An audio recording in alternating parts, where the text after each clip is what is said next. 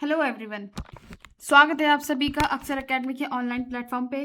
तो जैसे कि आप सभी को मालूम है कि आने वाले दिनों में आपको हाई कोर्ट, कनीय सहायक और पीसीएस जैसी वैकेंसीज देखने को मिलेगी, जिनकी फॉर्म्स आपको, अगर मैं पीसीएस की बात करूँ तो पीसीएस के फॉर्म्स आपको जो है अभी जस्ट अगस्त एंड तक आपको देखने को मिल जाएंगे। और इसका एग्जाम आपका होने वाला है आपका अक्टूबर के फर्स्ट वीक, या फिर हम बोल सकते हैं कि 4 या 11 अक्टूबर तक आपका एग्जाम हो जाएगा। और कनीय सहायक के आप लोगों ने फॉर्म फिलअप कर चुके होंगे, तो यहाँ पे आगे और फिर रेवेन्यू का भी एग्जाम्स आने वाला है। तो इस तरीके से हम देखते हैं कि जितने भी एग्जाम है उन सभी के लिए आपका एमसीक्यूज ये सेशन रहने वाला है, जिसमें हम जो है टॉपिक वाइज तो क्या, पर हम पूरा फुल लेंथ वे में डेली 30 से 35 क्वेश्चंस को हम सॉल्व करने वाले हैं। यहाँ पे जो हम साइंस का भी लेंगे, ज्योग्राफी का भी लेंगे, उत्तराखंड का नहीं लेंगे, मेनली जीएस और साइंस का ही हम जो है यहाँ पे चीजें लेंगे। ठीक है, चलिए तो शुरू करते हैं आज की वीडियो को और देखते हैं हमारे क्या क्या टॉपिक, कौन कौन से क्वेश्चन हम यहाँ पे सॉल्व करने वाले हैं। चलिए, पहले अगर मैं बात करूँ तो यहाँ पे अगर आप लोग या फिर आपके भाई बहन ये जानने वाले जो भी अगर कनिष्ठ जो अकाउंटेंट असिस्टेंट है उसके लिए तैयारी कर रहे हैं, तो उसके यहाँ पे आप लोगों के लिए 399 रुपीज में हमारा एक टेस्ट सीरीज लॉन्च हुई है, जिसके लिए आपको 15 टेस्ट मिलेंगे और डेली एक टेस्ट मिलेगा, आपको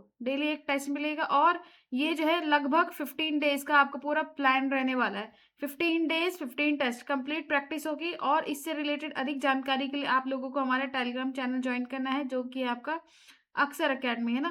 तो अक्षर एकेडमी का टेलीग्राम चैनल जो है आपको ज्वाइन करना पड़ेगा, जिसका लिंक मैं आप लोगों को डिस्क्रिप्शन में दे दूंगी। और साथ ही साथ आपको चैनल के डिस्क्रिप्शन में भी आपको जो है हमारे टेलीग्राम चैनल का लिंक मिल जाएगा। चलिए तो शुरू करते हैं हम आपके आज के क्वेश्चंस को। और पहला क्वेश्चन ये रहा आपकी स्क्रीन पर। पहला क्वेश्चन कहता है, भारत के संविधान की किस अनुसूची के तहत खनन के लिए निजी पार्टियों को आदिवासी भूमि का हस्तांतरण अमान्य घोषित किया जा सकता है? Under which schedule of the Indian of the constitution of India can the transfer of tribal land to private parties for mining be declare invalid? तो यहाँ पे सबसे पहले ध्यान दो, यहाँ पे सबसे पहले ध्यान दो, अनुसूची के तहत आदिवासी भूमि है ना, आदिवासी भूमि। तो ध्यान दो, आदिवासी भूमि कौन कौन सी उसमें आते हैं? आपका मेन जो आपका ट्राइबल एरियाज है, किस में आते हैं? ट्राइबल जो आता है आपका ट्राइब, वो आता है आपका 5th स्केड्यूल और 6th स्केड्यूल। तो 6 तो आपको बेसिकली एटीएम स्क्वायर के लिए है ना। तो ये तो यहाँ पे दे नहीं रखा। लेकिन अगर हम आदिवासी के हिसाब से चले तो यहाँ पे तीसरी अनुसूची तो नहीं है भाई। तीसरी अनुसूची किससे रिलेटेड है? ओथ से रिलेटेड है ना। तीसरी अनुसूची भी देगी। 5th स्केड्यूल, देखो यहाँ पे 5th स्केड्यूल होगा इसका राइट आंसर। क्यों? 5th स्केड्यूल आपका किससे रिलेटेड है? आपका ट्राइब से रिलेटेड। 9वीं अनुसूची आपकी लैंड सेटलमेंट से रिलेटेड है और 12वीं आपकी अनुसूची जो है म्युनिसिपैलिटी से रिलेटेड है। तो इस तरीके से आप एलिमिनेट कर सकते हो। आदिवासी से रिलेटेड आपकी सिर्फ यही वाली भूमि दे रखी है ना। और ये जो निर्णय है ये आपका सुप्रीम कोर्ट ने 1977 में दिया था। 1977 में, सॉरी 1997 में आपका ये वाला जो निर्णय है वो किसने दिया था? सुप्रीम कोर्ट ने दिया था। चलिए अब बात करते हैं आपका सेकंड क्वेश्चन। सेकंड क्वेश्चन कहता है आपका कि संविधान के अनुच्छेद 3 के तहत संसद को एक अधिनियम द्वारा निम्नलिखित में से क्या संभव नहीं है? And which of the following is not possible by an act of parliament under article 3? पहले तो ध्यान दो, आर्टिकल 3 क्या कहता है, अनुच्छेद 3 क्या कहता है? अनुच्छेद 3 के पास यानी क्या कहता है कि पार्लियामेंट हैव द पावर। अब पार्लियामेंट के पास क्या क्या पावर है? पार्लियामेंट के पास पावर है कि वो किसी भी स्टेट्स को क्या कर सकती है, उनका स्टेट्स का क्या कर सकती है, नेम, एरिया चेंज कर सकती है। साथ ही साथ 2 राज्यों से एक राज्य बना सकती है और एक राज्य से तोड़कर 2 राज्य बना सकती है, जिसका एग्जाम्पल आपके पास उत्तराखंड भी है ना, छत्तीसगढ़ भी है, झारखंड भी है, जो 2002 में फॉर्म हुए थे, है ना। लेकिन यहाँ पे बात की जा रही है अनुच्छेद 3। तो अनुच्छेद 3 के तहत देखा जाए तो अनुच्छेद 3 के तहत क्या कहता है कि संसद के पास ये अधिकार है कि नए राज्य का गठन कर सकती है, राज्य के क्षेत्र में परिवर्तन कर सकती है, राज्य की सीमा में परिवर्तन कर सकती है। लेकिन नए राज्य का प्रवेश देना आपके आर्टिकल 2 में है। आर्टिकल 2 देखो, दोनों आपको एक जैसे लग सकते हैं, लेकिन ध्यान रखना आर्टिकल 3 और आर्टिकल 2। आर्टिकल 3 में हम एग्जांपल देखते हैं आपका सिक्किम। सिक्किम आपका पहले भारत का पार्ट नहीं होता था, लेकिन सिक्किम को हमने 35वें और 35वें संविधान संशोधन के तहत हमने क्या बनाया, इसको पूर्ण राज्य का दर्जा दिया है। तो यहाँ पे भी आपका आर्टिकल, तो नए राज्यों का प्रवेश करना आर्टिकल 2 में है। और देश के अंदर ही राज्यों की सीमा में नाम में परिवर्तन करना आर्टिकल 3 के तहत है। ठीक है, तो यहाँ पे ऑप्शन नंबर डी इसमें सही हो जाएगा। आई मीन राइट, इस क्वेश्चन का राइट आंसर होगा। चलिए थर्ड क्वेश्चन देखते हैं। थर्ड क्वेश्चन बोलता है आपका, बंगाल विभाजन के परिणाम स्वरूप भारत के विभिन्न हिस्सों में स्वदेशी और बहिष्कार आंदोलन आयोजित किए गए। निम्नलिखित में से कौन तमिलनाडु में इस आंदोलन का नेतृत्व करने वाला प्रसिद्ध व्यक्ति था? अब देखो भाई, तमिलनाडु से रिलेटेड क्वेश्चन आ गए। तो सबसे पहले तो बात की जाए बंगाल विभाजन, तो बंगाल विभाजन होता है आपका 1905 में, और इसको वापस लिया जाता है 1911। तो 1905 से लेकर 1911 तक आपका बंगाल विभाजन का जो गेम चलता है इंडिया में, अंग्रेजों के द्वारा जो गेम चलाया गया था वो चलता है ना। लेकिन यहाँ पे बात की जा रही है तमिलनाडु, यानी कि साउथ इंडियन से रिलेटेड बात की जा रही है। तो सी राजगोपालाचारी भी नहीं थे, वी ओ चिदम्बरम पिल्लई, ई स्वामी रामसेन नायकर या सरोजनी नायडू। तो अगर मैं बात करूं तो यहाँ पे राइट आंसर हो जाएगा आपका बी। बी इसमें राइट आंसर हो जाएगा। और बेसिकली ये काम किया, ये किसके लिए था, ये किसके लिए था? देखो 1905 में जब आपका बंगाल विभाजन हुआ था तो उसके बाद अलग अलग कमिटीज ने क्या किया था, और जैसे आपकी कमिटीज हो गया, ग्रुप्स हो गए, एसएचजी यानी कि सेल्फ हेल्प ग्रुप्स हो गए, इन सभी ने क्या किया था, इस विभाजन के प्रति चेतना फैलाने का काम किया था। और इसी में ही जो है इस आंदोलन में कौन थे प्रमुख नेता तमिलनाडु के? ये थे आपके चिदम्बरम पिल्लई, जिन्होंने क्या किया था, जिन्होंने स्वदेशी संगम नाम से एक क्या बनाया था, ग्रुप बनाया था, जिन्होंने स्वदेशी संगम नाम से जो है इन्होंने एक ग्रुप बनाया था, जिसमें इन्होंने ये काम, जिसके थ्रू इन्होंने ये काम किया था। आई बात समझ में? ध्यान रखना इसको, ठीक है। तो बी इसमें राइट आंसर हो जाएगा। चलिए नेक्स्ट फोर्थ क्वेश्चन की हम बात करेंगे, और चौथा क्वेश्चन ये रहा आपकी स्क्रीन पर, देखेंगे हम कि चौथा क्वेश्चन क्या कहता है। निम्नलिखित में से किसने कहा था कि हमारे लोगों के लिए मौलिक अधिकारों की प्रतिज्ञा और सभ्य दुनिया के साथ एक समझौता है?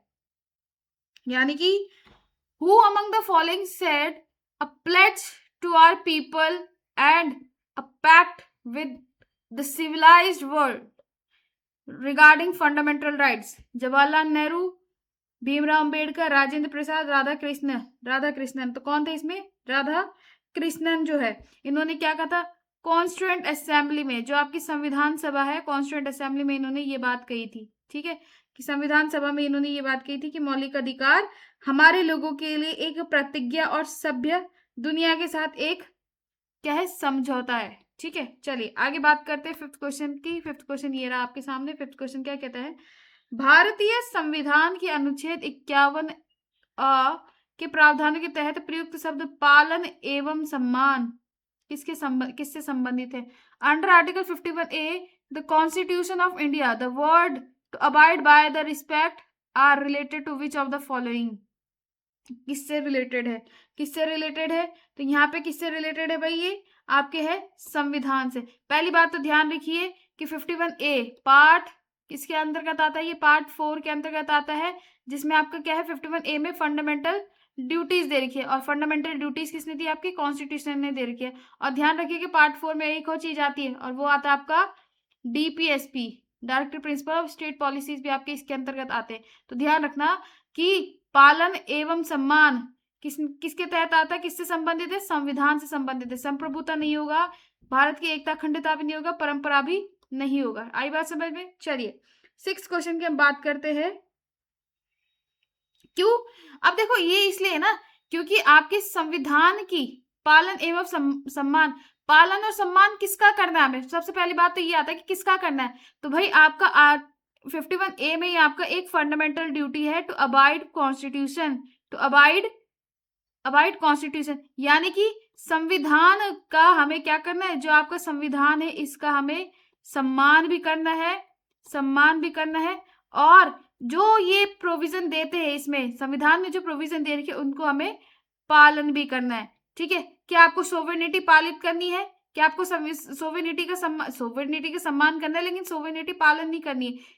इंटीग्रिटी इंडिया, ये unity and integrity India already है, ट्रेडिशंस भी है, लेकिन सम्मान और पालन जो है मेन आपका जो है संविधान का है।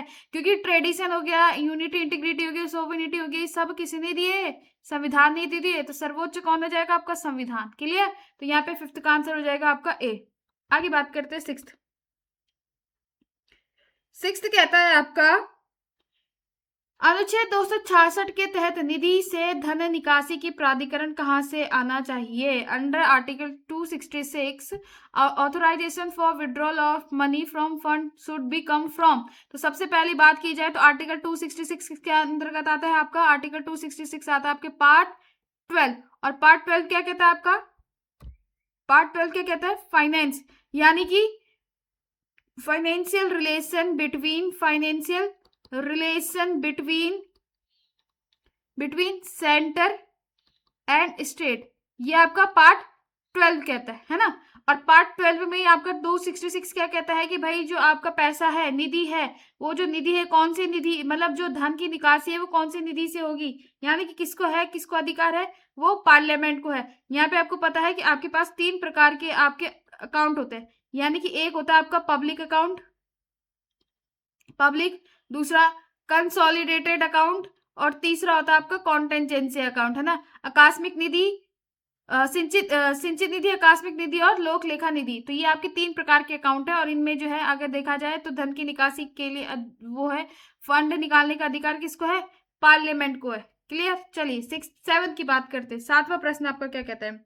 7 क्वेश्चन कहता है भाई आपका कि राज्यसभा द्वारा धन विधेयक को पर्याप्त संशोधन करने के बाद क्या होता है? What happens after the Rajya Sabha makes substantial changes in a money bill. Lok Sabha Rajya Sabha की सिफारिश को स्वीकार या अस्वीकार कर सकती है और विधेयक पर आगे बढ़ सकती है। लोकसभा विधेयक पर आगे कोई विचार नहीं कर सकती। लोकसभा विधेयक को पुनर्विचार के लिए राज्यसभा को लौटा सकती है, या राष्ट्रपति विधेयक पारित करने के लिए संयुक्त बैठक बुला सकते हैं। क्या होगा? A Lok Sabha may accept or reject the recommendation of the Rajya Sabha and proceed the bill. Lok Sabha cannot consider the bill further. Lok Sabha may return the bill to Rajya Sabha for reconsideration. The president may call a joint sitting to pass the bill. अभी क्या कहता है? तो यहाँ पे देखा जाए तो जब राज्यसभा द्वारा धन विधेयक को पर्याप्त संशोधन के बाद क्या बोल रहा है कि संशोधन करने के बाद क्या होता है, तो लोकसभा राज्यसभा की सिफारिश को स्वीकार या अस्वीकार कर सकती है और विधेयक को आगे बढ़ा सकती है। और ये कौन से आर्टिकल के तहत होता है? आपके आर्टिकल 109 के सब क्लॉज 2 के तहत ऐसा हो सकता है। आई बात समझ में कि लोकसभा जो है राज्यसभा की सिफारिशों को एक्सेप्ट और रिजेक्ट भी कर सकता है और आगे उसको जो है प्रोसीड भी कर सकता है। क्लियर? तो यहाँ पे यही बात की जा रही है। चलिए 8th क्वेश्चन देखते हैं। 8th क्वेश्चन कहता है कि भारत के राष्ट्रपति के अभिभाषण के संदर्भ में, है ना। अब आपको पता है कि अभिभाषण कौन से आर्टिकल में आता है, तो सबसे पहली बात की जाए तो राष्ट्रपति का अभिभाषण आपका 87 में आता है। राष्ट्रपति का अभिभाषण आपका 87 में आता है। राष्ट्रपति का अभिभाषण आपका 87 में आता है। और 87 के भी 87 में, एक मिनट था, राष्ट्रपति के अभिभाषण की बात की जाए तो राष्ट्रपति का अभिभाषण आपके 87 में आता है और 87 के भी सब क्लॉज 1 में आता है। तो पहली बात की जाए तो अभिभाषण, राष्ट्रपति लोकसभा के आम चुनाव के बाद पहले सत्र की शुरुआत और प्रत्येक वर्ष के पहले सत्र में संसद के दोनों सदनों की संयुक्त बैठक को संबोधित करता है। बिल्कुल सही, यानी कि the president addresses a joint sitting. अब जो है अभिभाषण कब कब होता है? पहली बात तो अभिभाषण 2 तरीके से होता है। 2 कब? जब नई लोकसभा बनती है और प्रत्येक नए साल में, प्रत्येक वर्ष पर ईयर जो आपका पहला सेशन होता है, उसमें आपका प्रेसिडेंट के द्वारा जो है अभिभाषण किया जाता है। अब अभिभाषण में मतलब बेसिकली प्रेसिडेंट एड्रेस क्या करता है कि सरकार की जो है यहाँ पे क्या क्या पॉलिसीज हमने बनाई है, क्या अचीव किया है हमने, इस तरीके से जो है बातें की जाती है ना। और राष्ट्रपति अपने अभिभाषण में संसद के अपने अभिभाषण के कानूनों को सूचित करते हैं। बिल्कुल सही। तो यहाँ पे क्या हो जाएगा आपका ऑप्शन नंबर सी, ए और बी, यानी कि पहला और दूसरा कथन दोनों सही है। सी इसमें राइट हो जाएगा। चलिए आगे बात करते हैं हम आपके 9th क्वेश्चन की। 9th क्वेश्चन कहता है कि निम्न में से कौन भारत में कपास का प्रमुख उत्पादक है? Which of the following is a major producer of cotton. बहुत इजी क्वेश्चन है कि भाई कॉटन का मेजर प्रोड्यूसर कौन है आपका। तो भाई अगर मैं बात करूं तो कॉटन का मेजर प्रोड्यूसर है आपका इंडिया में गुजरात, है ना। गुजरात आपका जो है सबसे ज्यादा मेजर प्रोडक्शन वाला एरिया है। और अगर मैं बात करूं इंडिया की, तो इंडिया भी जो है लार्जेस्ट प्रोड्यूसर है। किसका? कॉटन का, प्रोड्यूसर है कॉटन का। अराउंड अगर बात की जाए तो टोटल पूरे विश्व का 22% आपका कॉटन भारत में ही उगता है। 22% कॉटन आपके भारत में उगता है। और अगर कॉटन एरिया में देखा जाए कि टोटल अगर मैं बात करूं कि कॉटन एरिया के पर्सपेक्टिव में देखा जाए तो इंडिया में केवल 37% भाग जो है आपका कॉटन में आता है। यानी कि वर्ल्ड के हिसाब से भी देखा जाए तो 37% जो पूरा होता है ना कि हम कॉटन का ही चेक करेंगे कि कॉटन किस तरीके से, तो यहाँ पे 37 और पूरे विश्व का 22% भाग जो है 22% जो है इंडिया में ही उगाया जाता है, जिसमें हमारे पास मेजर प्रोड्यूसिंग एरिया आपका गुजरात हो गया, फिर राजस्थान मान सकते हो, महाराष्ट्र एमपी, इस तरीके से आपके जो अलग अलग स्टेट्स भी आते हैं, लेकिन गुजरात जो है मेन प्रोडक्शन एरिया है आपका किसमें, कॉटन में। आई बात समझ में। चलिए 10th क्वेश्चन की हम बात करते हैं। एंड ये 10वां क्वेश्चन क्या कहता है, 10th क्वेश्चन कहता है भाई आपका कि भारतीय मुद्रा का नाम रुपया किसके द्वारा दिया गया था। भाई बहुत इजी क्वेश्चन है, आप लोग आराम से कर सकते हैं। Who gave the name rupee to the Indian currency. Iltutmish, Sher Shah Suri, Akbar, Mohammad बिन तुगलक। बहुत इजी क्वेश्चन है, आप लोग आराम से कर सकते हो। तो सबसे पहले बात की जाए तो चांदी का सिक्का सबसे पहले किसने चलाया था भाई, आपके शेरशाह सूरी ने चलाया था। चांदी का सिक्का शेरशाह सूरी ने चलाया था, जिसका अगर मैं बात करूं तो लगभग 170 के आसपास ग्रेन में इसका जो है वेट था। अगर हम ग्राम्स में देखें तो 11 के आसपास जो है, लगभग 11.50 के आसपास जो है, 11.5 के आसपास ग्राम जो है इस सिक्के का क्या था, भार था, है ना। तो यहाँ पे अगर बात की जाए तो चांदी का सिक्का जो है सबसे पहले शेरशाह सूरी ने ही इशू किया था, और जिसका वेट हमने देख लिया। तो जो ये चांदी का सिक्का था शेरशाह सूरी ने बनाया था, इसी को हमने क्या बोला, रुपया बोला। जो चांदी का सिक्का शेरशाह सूरी ने बनाया था, जिसका भार हम जो है 170 के आसपास देखते हैं, और ग्राम्स में 11.5 के आसपास जो है ग्राम्स में आता है, उस चांदी के सिक्के को शेरशाह सूरी ने क्या किया था, रुपया नाम दिया था। और बेसिकली देखा जाए तो शेरशाह सूरी का समय काल कब से कब तक रहता है भाई, आपके 1486 से लेके आपका चलता है ये 1545 तक। 1545 में भी आपका क्या आता है, 1545 में फिर आपका मुगल्स को जो है, मुगल्स अपना अधिकार जमा लेते हैं ना, तो यहाँ पे मुगल्स आ जाते हैं। तो शेरशाह सूरी का शासन काल आपका जो है क्या होता है, 1486 से 1545 तक चलता है ना। चलिए, तो यहाँ पे आती है आपके नेक्स्ट क्वेश्चन की बारी। And your next question is 11th question क्या कहता है। 11th क्वेश्चन आपका जो है हड़प्पा सिविलाइजेशन से रिलेटेड आ गया, राइट। हड़प्पा सभ्यता के संदर्भ में निम्नलिखित कथन पर विचार कीजिए। With reference to the Harappan civilisation consider the following statement. Harappa संस्कृति में वर्ण व्यवस्था के लक्षण दिखाई देते हैं। There indications of the varna system in the Harappan culture.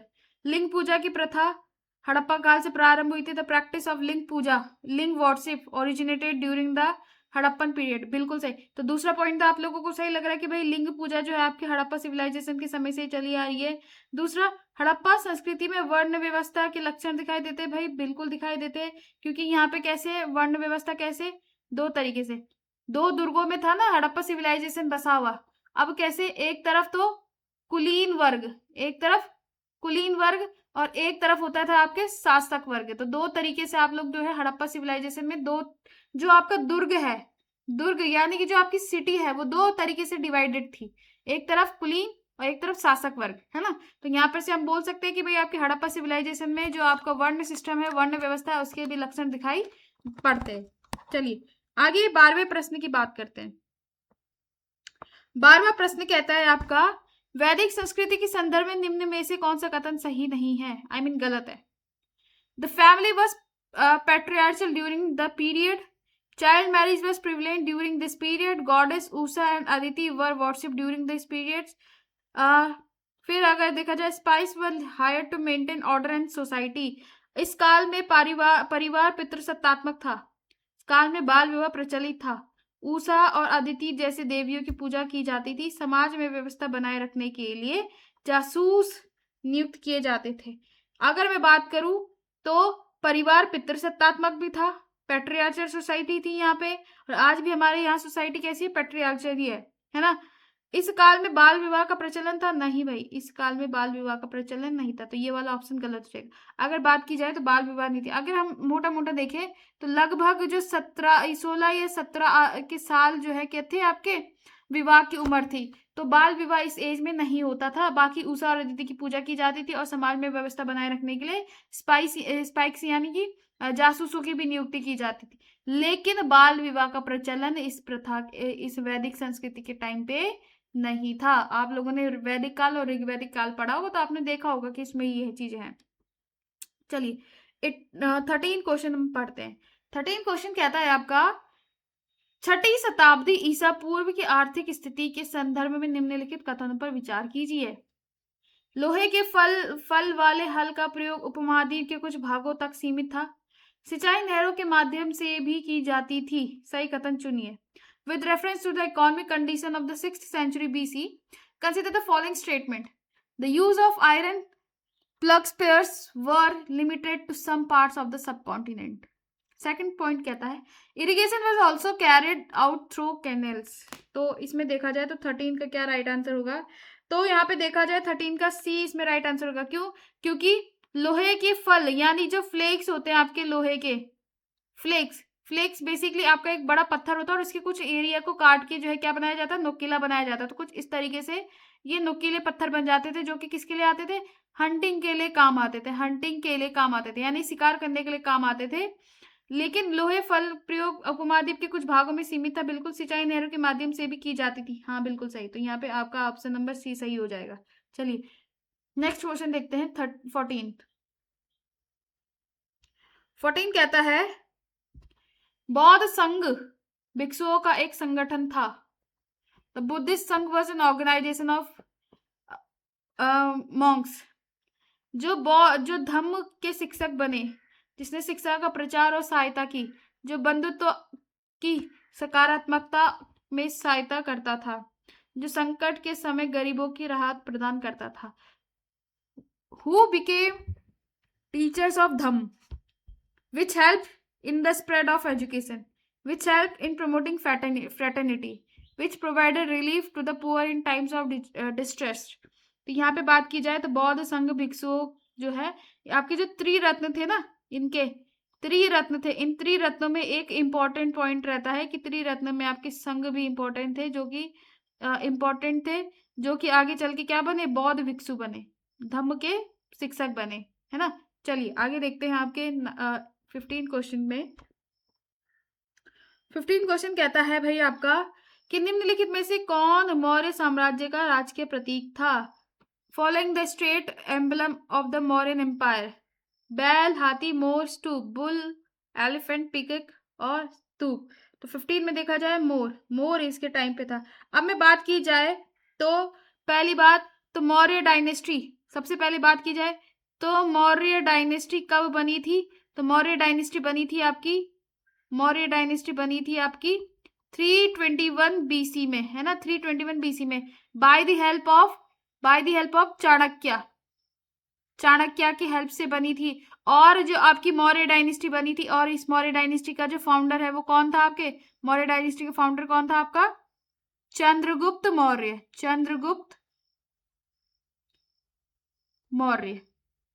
Maurya आपके जो है इसके फाउंडर बने। और मेन बात, किनको हराया इन्होंने? किसके जगह पर ये आई है? किसको इसने रिप्लेस किया? कौन सी डायनेस्टी को रिप्लेस किया? तो ये इन्होंने किया है नंद डायनेस्टी को इन्होंने रिप्लेस किया, यानी कि नंद वंश को इन्होंने जो है रिप्लेस किया। और नंद वंश में जो नंद डायनेस्टी को रिप्लेस करके मौर्य डायनेस्टी बनी थी आपकी 321 बीसी में, और जिसका फाउंडर कौन था? चंद्रगुप्त मौर्य। किसकी हेल्प से बनी थी? चाणक्य की हेल्प से। आई बात समझ में? चलिए 15 के बाद 16 क्वेश्चन की हम बात करते हैं। एंड योर 16 क्वेश्चन का आंसर हो जाएगा आपका। पहले क्वेश्चन देखते हैं। ब्रिटिश पूर्व काल में निम्नलिखित में से किसने अपने व्यापारी जहाज सूरत बंदरगाह पर नहीं भेजे?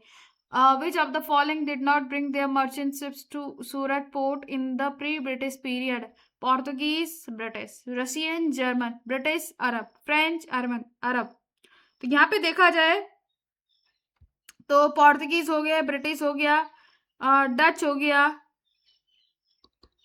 हॉलैंड हो गया, यानी जिसको हम नीदरलैंड कहते हैं, इस तरीके से डेनमार्क हो गया, ये जितने भी आपके जो है डेनमार्क हो गया, जितने भी आपके जो है ये यूरोपियन नेशन है, इन्होंने अपने जहाज़ों को जो है इंडिया के आसपास जैसे दमन-दीव, कराईकल इस वाले एरिया में जो है लक्षद्वीप वाले एरिया पे अपने व्यापार के लिए छोड़े जाते थे, है ना? व्यापार के लिए। लेकिन जो है ब्रिटिश जो है जर्मन और रशियन को कभी मौका ही नहीं मिला, है ना? तो जर्मन और रशियन जो है इसमें जो है राइट आंसर हो जाएगा। इन्होंने कभी ब्रिटिश पीरियड से पहले जो है अपने जो व्यापारिक जहाज है, जो मर्चेंट्स होते हैं, इनको कभी भी यहाँ शिफ्ट नहीं किया, भेजा नहीं। चलिए 17 16वीं 17वीं शताब्दी में ईस्ट इंडिया कंपनी द्वारा स्थापित फैक्ट्रियों के संबंध में निम्नलिखित कथनों पर विचार कीजिए। With reference to the factories established by the East India Company in the 16th and 17th centuries, consider the following statement. पहला, अंग्रेजों ने 1651 में उड़ीसा में अपनी फैक्ट्री स्थापित की थी। उन्होंने मद्रास फैक्ट्री के आसपास फोर्ट सेंट जॉर्ज नामक किले का निर्माण किया था। तो यहाँ पे अगर देखा जाए तो अंग्रेजों ने 1651 में नहीं, 1633 में इन्होंने अपनी फैक्ट्री को एस्टैब्लिश किया था। 1633 में इन्होंने अपनी फैक्ट्री को एस्टैब्लिश किया था एंड 1639 में king gave permission to fortify and run its administration, है ना?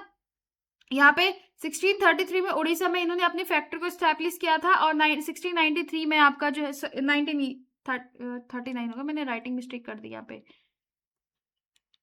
1639 में आपका जो अगर देखा जाए तो 1639 में आपका जो किंग है, इसने जो है इनको परमिशन दे दी थी कि यू कैन फोर्टिफाई योर, देखा जाए तो you can fortify your factories, है ना? और इनका एडमिनिस्ट्रेशन आप क्या कर सकते हैं, यहाँ पे रन कर सकते हैं। और दूसरा, उन्होंने मद्रास फैक्ट्री के आसपास Fort Saint George around Madras factory इसको स्टैब्लिश किया था। तो यहाँ पे ऑप्शन नंबर ए, यानी कि पहला स्टेटमेंट गलत हो गया लेकिन दूसरी स्टेटमेंट तो सही है, तो केवल दूसरा इसमें सही हो जाएगा। चलिए आगे बात करते हैं 18th क्वेश्चन की, है ना? 18th क्वेश्चन आपका किससे रिलेटेड है? ये बेसिकली आपके न्यूज़पेपर से रिलेटेड है ना? तो निम्नलिखित में से युग में सम्मिलित है ईश्वर चंद्र विद्यासागर, सोम प्रकाश, गोपाल गणेश अगरकर, सुधारक, अरविंदो घोष, वंदे मातरम, मोतीलाल नेहरू, नवजीवन। भाई नवजीवन मोतीलाल नेहरू का नहीं था, ये आपके गांधी जी का था। ये आपके गांधी जी का था। तो नवजीवन आपके गांधी जी का था, किसका नहीं था? मोतीलाल नेहरू का नहीं था। तो इसको आप लोग क्या कर देंगे? गांधी जी कर देंगे। तो नवजीवन जो न्यूज़पेपर है वो आपके गांधी जी का था। चलिए आगे बात करते हैं, इसमें डी इसमें राइट आंसर हो जाएगा, यानी कि ये सही सम्मिलित नहीं है। आगे बात करते हैं 19 क्वेश्चन की and your 19 question is, Mahatma Gandhi ने अखिल भारतीय किसान सभा के प्रथम अधिवेशन में भाग लिया था। इस सम्मेलन में यह निर्णय लिया गया कि ये किसान घोषणा पत्र जारी किया जाएगा और नियमित रूप से बुलेटिन प्रकाशित किया जाएगा। सही कूट का उत्तर चुनिए। Mahatma Gandhi participated in the first session of the All India Kisan Sabha. It was dedicated in the conference that a farmer's manifesto should be brought out and a bulletin should be published regularly. तो यहाँ पे अगर देखा जाए तो 19वें का क्या answer हो जाएगा भाई? 19वें का आंसर हो जाएगा आपका केवल 2। अब केवल 2 कैसे हो जाएगा भाई? जो अगर मैं बात करूँ तो यहाँ पे देखा जाए तो महात्मा गांधी ने अखिल भारतीय किसान सभा के प्रथम अधिवेशन में भाग लिया था। तो फर्स्ट जो है in the participated in the first session of all India किसान सभा, है ना? और ये जो सभा है, एक मिनट, और ये जो सभा है, ये सभा जो है आपकी कब हुई थी? ये सभा आपकी हुई थी 1936 में और लखनऊ में हुई थी। 1936 लखनऊ में हुई थी। लखनऊ में हुई थी आपकी किसान सभा, है ना? अब मैं बात करूं तो यहाँ पे महात्मा गांधी नहीं थे। वो 1936 में आपकी लखनऊ में ये किसान सभा हुई तो थी, लेकिन इस समय महात्मा गांधी नहीं थे। वो व्यक्ति महात्मा गांधी नहीं थे, वो व्यक्ति थे आपके नेहरू जी। वो व्यक्ति आपके नेहरू जी थे, जिन्होंने पहला अधिवेशन जो है किसान सभा का क्या किया था? अधिवेशन में भाग लिया था। तो गांधी जी ने नहीं, नेहरू जी ने लिया था, जो कि 1936 में हुई थी, लखनऊ में हुई थी। आई बात समझ में? तो only 2 will be your right answer. चलिए 20वां प्रश्न आपका कहता है, 20वां प्रश्न कहता है भैया आपका, 20वीं शताब्दी के प्रारंभ में उग्र राष्ट्रवाद के विकास के मुख्य कारण थे। The main reason for the growth of militant nationalism in the beginning of the 20th century were शिक्षा और बेरोजगारी में वृद्धि, increase in education and unemployment, अंतरराष्ट्रीय प्रभाव यानी कि इंटरनेशनल इन्फ्लुएंस, रेलवे का विकास, डेवलपमेंट ऑफ रेलवेज। तो यहाँ पे देखा जाए तो उपयुक्त सभी जो है यहाँ पे सही हो जाएगा। तो all of the above, all of the above यानी कि उपयुक्त सही जो इन सभी ने जो है यहाँ पे मिलिटेंट नेशनलिज्म के जो 20वीं शताब्दी के दौरान नेशनलिज्म को क्या किया, ग्रो करने में शुरुआत की थी। आई बात समझ में? चलिए तो 21वें प्रश्न की ओर मूव करते हैं और 21वां प्रश्न ये रहा, निम्नलिखित में से कौन दिल्ली लाहौर षड्यंत्र मामले से संबंधित नहीं था? Who among the following was not associated with the Delhi Lahore conspiracy case?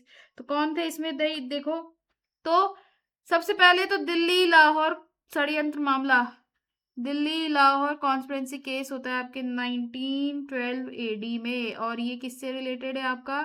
ये है आपका कैसे, एक क्या है आपका, इसको हम दिल्ली लाहौर कॉन्स्पिरेसी भी कहते हैं, और साथ ही साथ ये क्या है आपका, अगर देखा जाए तो इसको क्या बोल सकते हैं हम? एक मिनट, हाँ थोड़ा सा वेट करेंगे हम। चलिए तो यहाँ पे अगर बात की जाए तो यहाँ पे क्या है, दिल्ली। अब देखो ये रास बिहारी बोस, अब इसको क्या बोलते हैं हम? क्या बोल सकते हैं हम इसको? हार्डिंग बम कांड, हार्डिंग बम कांड भी इसको हम कहते हैं, है ना, हार्डिंग बम कांड भी कहते हैं। लेकिन दामोदर हरी जो है आपके किससे संबंधित नहीं थे? दिल्ली लाहौर मामले से संबंधित नहीं थे, है ना। चलिए आगे बात करते हैं।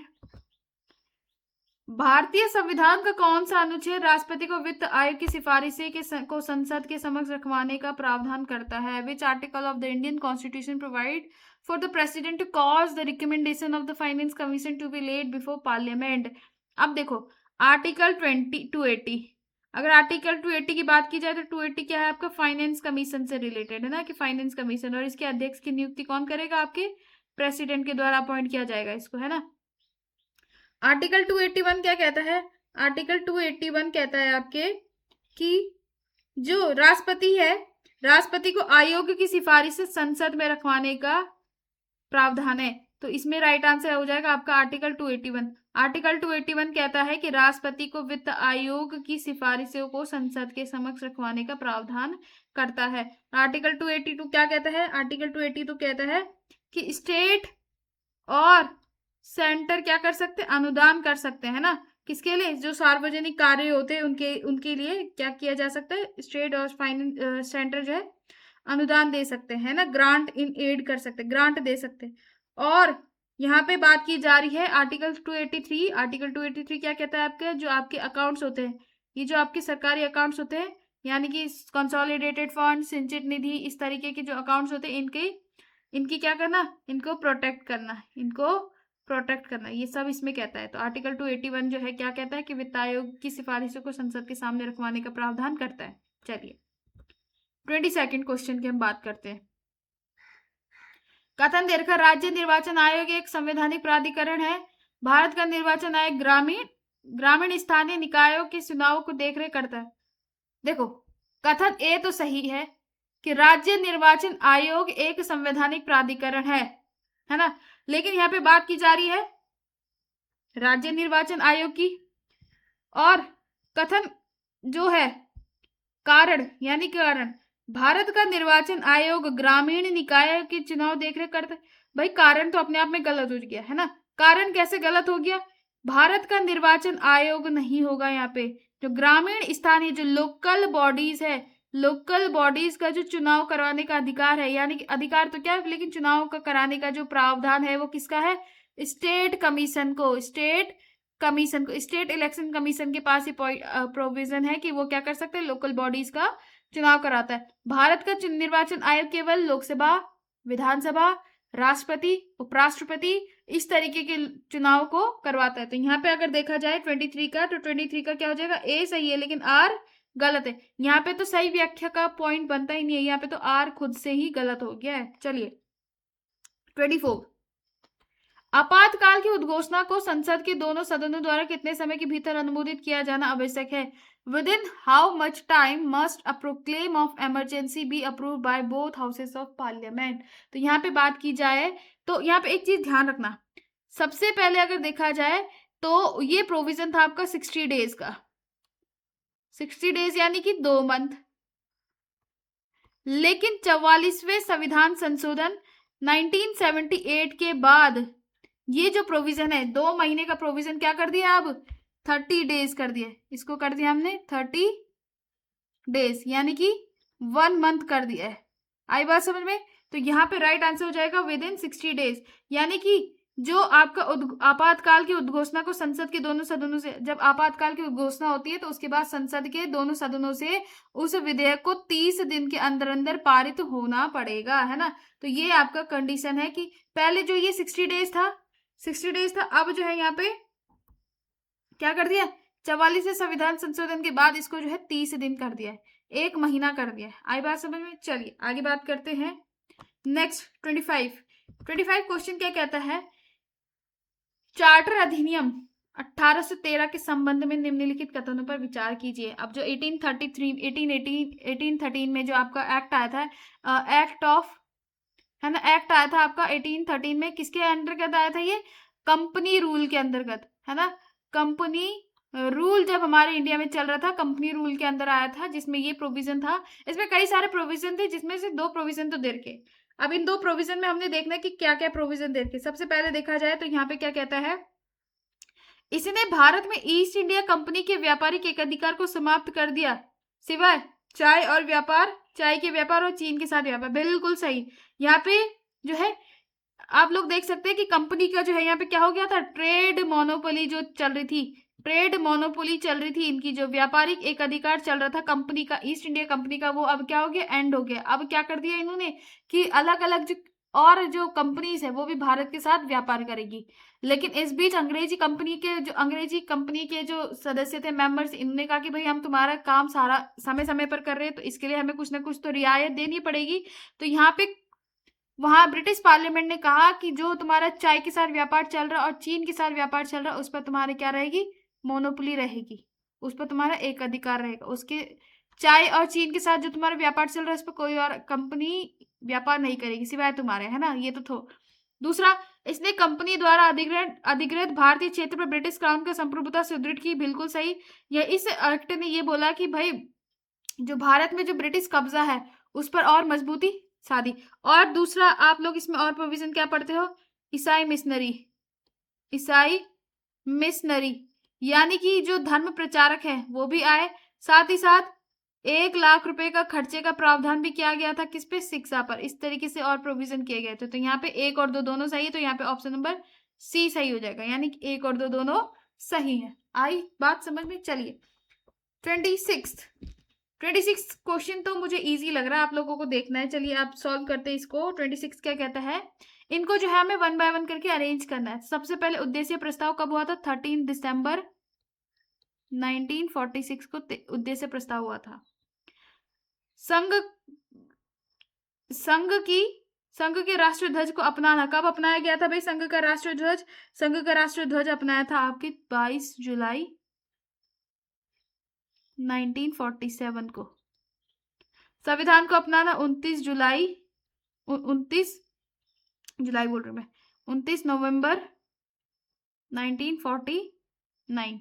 राष्ट्रगान अपनाना, राष्ट्रगान को कब अपनाया भाई हमने, तो राष्ट्रगान को अपनाया हमने 24 जनवरी 1950। 46, 47, 49, 50, 1 2 3 4 हो गया सही। आगे सीक्वेंस में चलिए, तो इस तरीके से आपको ये चीजें ना याद रखनी है। एक जो केसेस होते हैं वो याद रखने हैं आपको, और दूसरा इस तरीके से प्रोविजंस याद रखने हैं, क्योंकि ये इस तरीके के क्वेश्चन बन जाते हैं। चलिए 27वां प्रश्न बात करते हैं। 27वां प्रश्न कहता है आपका, जनहित याचिका कहाँ दायर की जा सकती है भाई, जनहित याचिका आपके both high court and supreme court में की जा सकती है, यानी पब्लिक इंटरेस्ट लिटिगेशन PIL। केवल भारत के सर्वोच्च न्यायालय में नहीं, केवल राज्यों के उच्च न्यायालय में नहीं, केंद्र प्रशासित प्राधिकरण में नहीं, उच्च न्यायालय, सर्वोच्च न्यायालय दोनों में की जा सकती है। तो 27वें का आंसर क्या हो जाएगा आपका? ऑप्शन नंबर डी इसमें राइट हो जाएगा। चलिए आगे बात करते हैं 28। 28 थोड़ा सा, अब देखो यहाँ पे मैंने आपको कहा था कि हम साइंस से रिलेटेड क्वेश्चंस भी करेंगे, तो यहाँ पे आपका क्वेश्चन साइंस से रिलेटेड हो गया। अब आगे आने वाले 2-3 प्रश्न हम जो है साइंस से रिलेटेड करने वाले हैं। चलिए आगे बात करते हैं। जब श्वेत प्रकाश प्रिज्म से गुजरता है तो वह 7 अलग अलग रंगों में विभाजित हो जाता है। इनमें लाल रंग का विचलन न्यूनतम होता है। इसका कारण है, अभी कारण ढूंढना में क्या है। When white light passes through a prism, it splits into 7 different colors. Red color shows minimum deviation because लाल रंग की तरंग दैर्ध्य दृश्य प्रकाश में सबसे अधिक होती है। Red color has the highest wavelength among visible rays. बी देता है प्रिज्म की अपवर्तन क्षमता तरंग दैर्ध्य के अनुसार अलग अलग होती है। The refractive power of a prism varies with wavelength. C, A और बी दोनों देता है। और डी बोलता है यह एक यादृच्छिक घटना है जिसे समझाया नहीं जा सकता। It's a random phenomena and can not be explain. तो यहाँ पे अगर बात की जाए तो प्रिज्म जो है आपके पास डिफरेंट रिफ्रैक्शन जो होती है, प्रिज्म के पास रिफ्रैक्शन होता है ना, एक होता है रिफ्लेक्शन। तो रिफ्लेक्शन तो बाउंस बैक होता है, रिफ्रैक्शन होता है अलग एरिया से गुजरना, है ना, एंगल चेंज करके गुजरना। तो एक रिफ्रैक्शन ऑफ लाइट, है ना, रिफ्लेक्शन ऑफ लाइट। और जो है आपका, या फिर हम ऐसे बोल सकते हैं कि रिफ्रैक्टिव इंडेक्स और लाइट के बीच में, इसको हम इस तरीके से भी बोल सकते हैं कि रिफ्रैक्टिव इंडेक्स, जो आपका रिफ्रैक्टिव इंडेक्स होता है, रिफ्रैक्टिव इंडेक्स और जो आपका लाइट होता है, इसके बीच में एक रिलेशन होता है, एक रिलेशन होता है। और जिस रिलेशन को हम बोलते हैं आपका nu directly proportional to lambda. Lambda यानी कि लैम्डा को बोलते हैं हम वेवलेंथ। तो यहाँ पे इस रिलेशन के अकॉर्डिंग देखा जाए तो लाल रंग, यहाँ पे अगर देखा जाए तो red colour has the highest wavelength among visible raise. बिल्कुल सही कि रेड कलर के पास हाईएस्ट वेवलेंथ होती है। और the reflective power of prism varies with wavelength. Wavelength के साथ जो रिफ्लेक्टिव इंडेक्स है आपका वेरी करता है, यहाँ पे है ना, वेरी करेगा। तो यहाँ पे बोथ ए और बी इसमें राइट हो जाएगा, है ना। यहाँ पे बोथ ए और बी इसमें राइट हो जाएगा। चलिए आगे देखते हैं। और यहाँ पे मैं एक चीज और बता दूं आपको, यहाँ पे आप लोग जो है एक चीज और लिखेंगे तो वेवलेंथ हम देखेंगे कि किस तरीके से आती है। तो वेवलेंथ, अब मैं आपको एक चीज और लिखवा देती हूँ यहाँ पे देखना सबसे ज्यादा होती है आपकी वॉयलेट की। इसको हम 1 बाय 1 करके देखेंगे कि कौन कौन सी। सबसे पहले होती है आपकी, एक मिनट, वॉयलेट, फिर आती है आपकी इंडिगो, इंडिगो, फिर है आपका blue, green, yellow, orange and red. तो देख सकते हैं कि रेड की सबसे कम वेवलेंथ है। इसको नोट करिएगा, ये इंपॉर्टेंट है, वेवलेंथ से रिलेटेड क्वेश्चन बन सकते हैं। और सबसे ज्यादा वॉयलेट की है, हाईएस्ट वेवलेंथ है आपकी वॉयलेट की और लोएस्ट वेवलेंथ है आपकी रेड की। तो इस तरीके से आपको ध्यान रखना है। आई बात समझ में? चलिए, तो ये आपका 28 है। अब देखिए 29 की बात करते हैं। 29 क्वेश्चन कहता है कि किस तापमान पर केल्विन और सेल्सियस पैमाने का पाठ्यक्रम समान होता है। At which temperature do the Kelvin and Celsius scales have the same reading? भाई ऐसी कोई रीडिंग बनी ही नहीं है, ऐसी कोई स्केल है ही नहीं, स्केल ऐसी कोई है ही नहीं जो आपकी केल्विन और सेल्सियस को एक साथ दिखाए। तो not possible at any temperature, कोई ऐसा स्केल है ही नहीं। अब हमें जो है इनका रिलेशन कैसे चेक करते हैं। जो आपका केल्विन और सेल्सियस का स्केल होता है ना, इसको जो मीजरिंग होता है वो होता है कि सेल्सियस इक्वल्स टू फ़ारेनहाइट -32। एक मिनट, ये तो 2 हो गया। फ़ारेनहाइट -32 डिवाइडेड बाय 9, तो ये हमारा सेल्सियस निकलता है। और केल्विन निकालने के लिए भी एक फॉर्मूला होता है। केल्विन निकालने के लिए होता है सेल्सियस प्लस 273, ये होता है आपका केल्विन। केल्विन और सेल्सियस निकालने के लिए आपके पास दो फॉर्मूले होते हैं, और इन दोनों का एक कोई पर्टिकुलर फॉर्मूला नहीं है जो कि हमारे पास हमको कोई टेम्परेचर की रीडिंग एक साथ दे सके। ऐसे कोई स्केल है ही नहीं जो टेम्परेचर को, जो आपकी अगर बात की जाए तो सेल्सियस और स्केल की, केल्विन और सेल्सियस की रीडिंग दे सके। तो यहाँ पे आंसर हो जाएगा आपका not possible at any temperature, not possible at any temperature, ऐसा कोई टेम्परेचर सेट नहीं है। चलिए 30, परमाणु बम के विस्फोट से कौन सी विकिरणें उत्पन्न होती है? Which rays are produced by the explosion of an atom bomb? X rays, gamma rays, A और बी दोनों, या यूवी रेज यानी पराबैंगनी किरणें। तो यहाँ पे अगर बात की जाए तो 38 का आंसर हो जाएगा आपका बी। जब आपका जो आपका बॉम्ब होता है, जब बॉम्ब एक्सप्लोड होता है, बॉम्ब जब आपका एक्सप्लोड होता है तो उस समय आपकी निकलती है गामा रेज, गामा रेज निकलती है, आपकी गामा रेज निकलती है। और बेसिकली ये कैसे होता है कि atom bomb is mainly based on the uncontrolled nuclear chain, है ना, कि जो एटम बम होता है, आपका एटम बम होता है वो मेनली होता है आपका अनकंट्रोल्ड न्यूक्लियर चेन पे, और जब ये विस्फोट होता है तो आपकी गामा रेज निकलती है। चलिए आगे बात करते हैं। आपकी 31st क्वेश्चन कहता है निम्नलिखित कथनों पर विचार करें। कथन कहता है, पहला पॉइंट कहता है हाइड्रोजन बम की अवधारणा नाभिकीय संलयन पर आधारित है। परमाणु बम की अवधारणा नाभिकीय विखंडन पर आधारित है। Consider the following statement, the concept of the hydrogen bomb is based on the nuclear fusion. The concept of the atom bomb is based on nuclear fission. अब यहाँ पे ध्यान देना है कि न्यूक्लियर फ्यूजन और फिजन में क्या है ना। तो अगर बात की जाए तो यहाँ पे देखा जाए तो 31st का हो जाएगा C, hydrogen bomb, sorry, the concept of hydrogen bomb is nuclear fusion. एक होता है आपका फ्यूज होना है, डिफ्यूज होना। फ्यूजन मतलब डिफ्यूज होना है, कि यानी कि एक बॉम्ब है वो डिफ्यूज हो गया है ना, अलग अलग पॉइंट्स पे टूट गया। और the concept of atom bomb का क्या कॉन्सेप्ट है कि वो फिजन होता है, यानी कि वो जुड़ते हैं। एक का होता है एक्सप्लोड होना और एक का मतलब होता है फ्यूज जुड़ना, है ना। चलिए, जब एटम बॉम्ब जुड़ते हैं तो ये कैसे बनती है? एक अनकंट्रोल्ड चेन बनती है। भाई ये बहुत सारे चीजें जुड़ रही है एक साथ, तो ये अनकंट्रोल्ड चीजें ही जुड़ेंगी इसमें, है ना, तो अनकंट्रोल्ड हो जाएगा ये सब। और जो आपका हाइड्रोजन बॉम्ब है ये आपके दो मॉलिक्यूल्स में टूटता है, बहुत, ये आपका हैवी मॉलिक्यूल्स में टूटता है, हैवी मॉलिक्यूल्स में टूटता है ये। आई बात समझ में? चलिए 30 सेकेंड, चलिए 30 सेकेंड की बात करते हैं। 30 सेकेंड क्या कहता है? मस्तिष्क का कौन सा भाग निगलने और उल्टी जैसी क्रियाओं से संबंधित है? Which part of the brain is associated with function like swallowing and vomiting? Hypothalamus, cerebellum, medulla oblongata, या फिर थैलेमस। तो यहाँ पे देखा जाए तो सी इसमें राइट हो जाएगा। क्यों? क्योंकि इसमें मेडुला में क्या होता है? मेडुला में बेसिकली आपकी स्पाइनल कॉर्ड यानी जिसको हम बोलते हैं आम भाषा में रीढ़ की हड्डी, स्पाइनल कॉर्ड डायरेक्टली अटैच होती है, यानी कि डायरेक्टली किससे कनेक्ट होती है? कनेक्टेड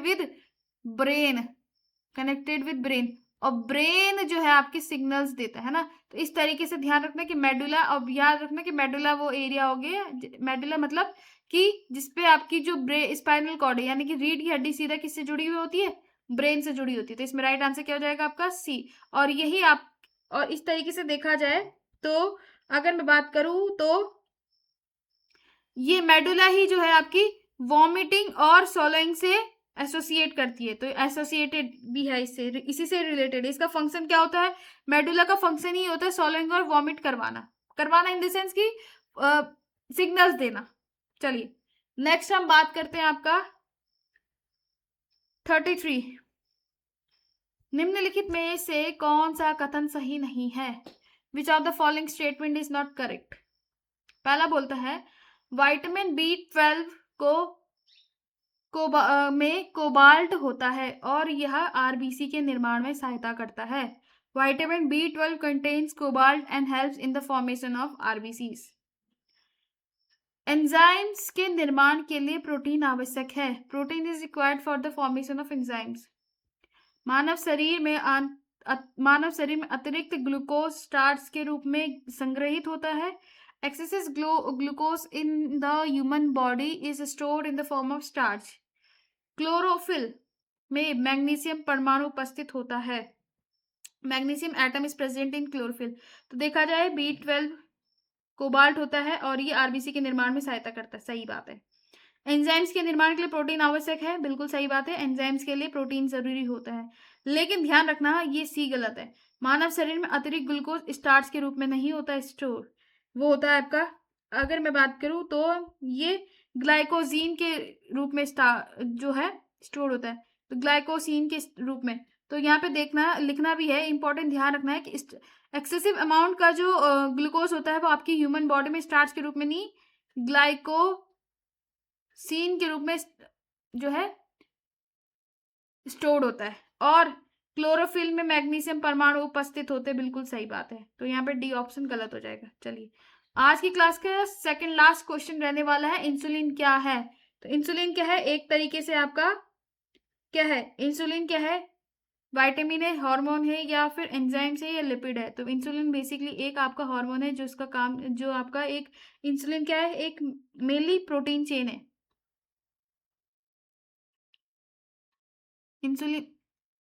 इंसुलिन मेनली आपकी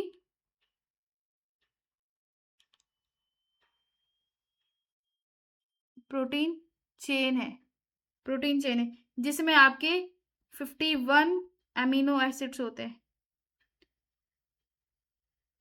अमीनो एसिड्स होते हैं आपके, जिसमें 51 से ज्यादा आपके अमीनो एसिड्स होते हैं।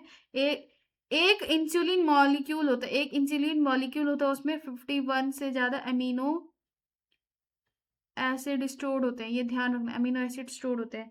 और ये क्या होता है आपका, एक बेसिकली एक हार्मोन है। आई बात समझ में। चलिए आज की क्लास का लास्ट क्वेश्चन देखते हैं हम।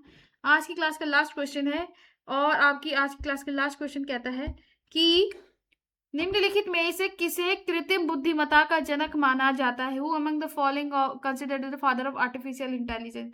आर्टिफिशियल इंटेलिजेंस का फादर किसको माना जाता है भाई, आपका चार्ल्स बेबेज को माना जाता है, या फिर लियो डी फॉरेस्ट को माना जाता है, और फिर जॉन